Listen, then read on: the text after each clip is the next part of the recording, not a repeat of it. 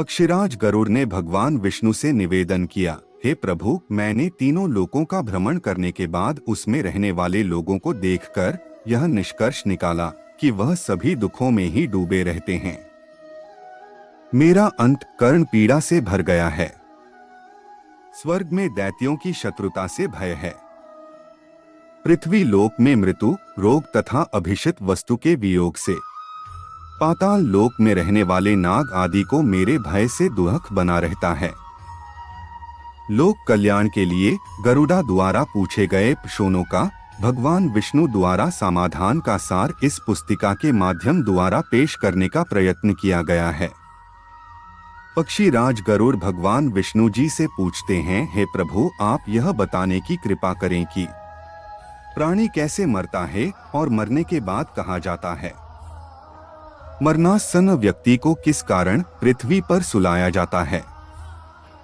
उसके नीचे कुश और तिल क्यों बिछाए जाते हैं। उसके मुख में पंचरत्न क्यों डाला जाता है। मृत्यु के समय गोदान, अनन्य वस्तुओं के दान क्यों दिया जाता है। उस समय प्राणी आतिवाहिक शरीर कैसे प्राप्त करता है। अग्नि देने वाले पुत्र पौत्र उसे कंधे पर क्यों ले जाते हैं। वर्टिकल बार शव में घृत का लेप क्यों किया जाता है। शव के उत्तर दिशा में यम सूतक का पाठ क्यों किया जाता है। मरे हुए व्यक्ति को पीने के लिए जल एक ही वस्त्र धारण करके क्यों दिया जाता है। शव का दाह संस्कार करके उस व्यक्ति को अपने परिजनों के साथ बैठकर भोजन आदि क्यों नहीं करना चाहिए। मृत व्यक्ति के पुत्र 10वें दिन के पहले किस लिए 9 पिंडों का दान देते हैं। शव का दाह संस्कार तथा उसके अनंतर जल तर्पण की क्रिया क्यों की जाती है। किस विधान से पितरों का पिंड दान देना चाहिए। उस पिंड को स्वीकार करने के लिए उनका आवाहन कैसे किया जाता है। दाह संस्कार के बाद अस्थि संचयन और घट फोड़ने का विधान क्यों है। 10वें दिन शुद्धि के लिए सभी परिजनों के साथ खाना तथा पिंडदान क्यों करना चाहिए। एकादश को पिंडदान करने का क्या प्रयोजन है। 13वें दिन पतदान आदि क्यों किया जाता है। वर्ष पर्यंत 16 श्राद्ध क्यों किए जाते हैं। वर्टिकल बार प्रभु, मनुष्य का शरीर अनित्य है और समय आने पर ही मरता है। वर्टिकल बार, किंतु मैं उस छिद्र को नहीं देख सकता जिससे जीव निकल जाता है। प्राणी के अपने जीवन काल में किए गए पाप पुण्य दान आदि शरीर के नष्ट हो जाने पर उसके साथ कैसे चले जाते हैं। मरे हुए प्राणी के लिए स्पिंदीकरण क्यों होता है। जो मनुष्य पापी दुराचारी अथवा बुद्धि हैं, मरण के बाद वे किस स्थिति को प्राप्त होते हैं।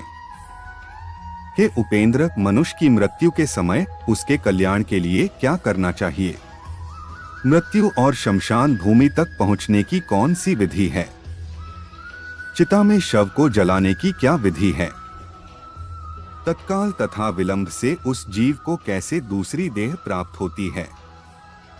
यम लोक संयमनी नगरी को जाने वाले के लिए वर्ष पर्यंत कौन सी क्रियाएं करनी चाहिए। दुर्बुद्धि अथवा दुराचारी व्यक्ति की मृत्यु होने पर उसका प्रायश्चित क्या है।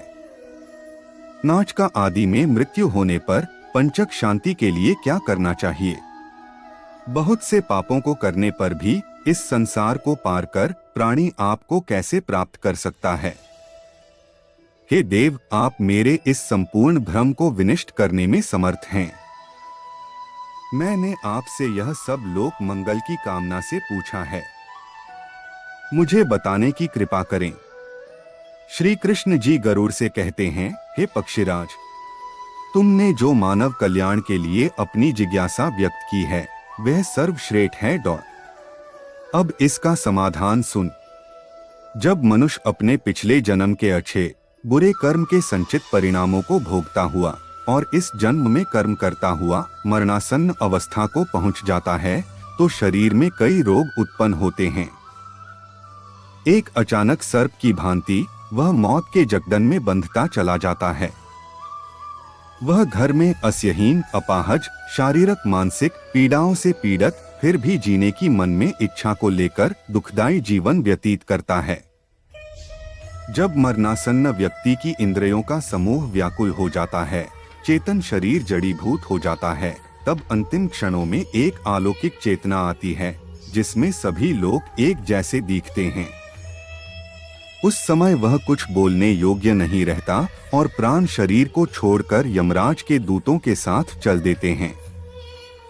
जब प्राण शरीर को छोड़ते हैं तो बहुत कष्टदायी होते हैं और ऐसा दर्द होता है जैसे 100 बिच्छुओं ने डंक मारा हो। बटा उसके मुंह में झाग बनती है और सारा मुंह थूक से भरने लगता है।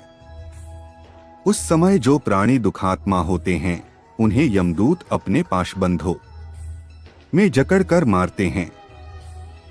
जो अच्छे कर्मी होते हैं उन्हें स्वर्ग के पार्षद सुखपूर्वक अपने लोक को ले जाते हैं। भीमकाया दुराकृति यमराज के दूतों को देखकर ही पापियों के मन में भय उत्पन्न हो जाता है। हाहाकार करता हुआ, अंगूठे के नाप जितना मृत मनुष्य अपने घर को देखता हुआ, यमदूतों द्वारा घसीटा हुआ, रास्ते में अनेक यातनाएं सहता हुआ यमराज के सामने ले जाया जाता है। जीव अति भयानक यमराज की काया को देखता है और फिर उसके आदेश पर तुरंत वापस अपने मृत स्थान पर यमदूतों के साथ आ जाता है। वह वापस अपने शरीर में जाने की कोशिश करता है, पर यमदूत उसके गले में फंदा डाले रहते हैं। उसे भूख और प्यास बहुत सताती है और बहुत रोता है। अपने पुत्रों द्वारा अर्पित की हुई चावल की खीलों को वह खाता है, फिर भी भूख नहीं मिटती। जिन आत्माओं को यह खीलें नहीं मिल पाती, वह सुनसान जंगल में भटकती रहती हैं।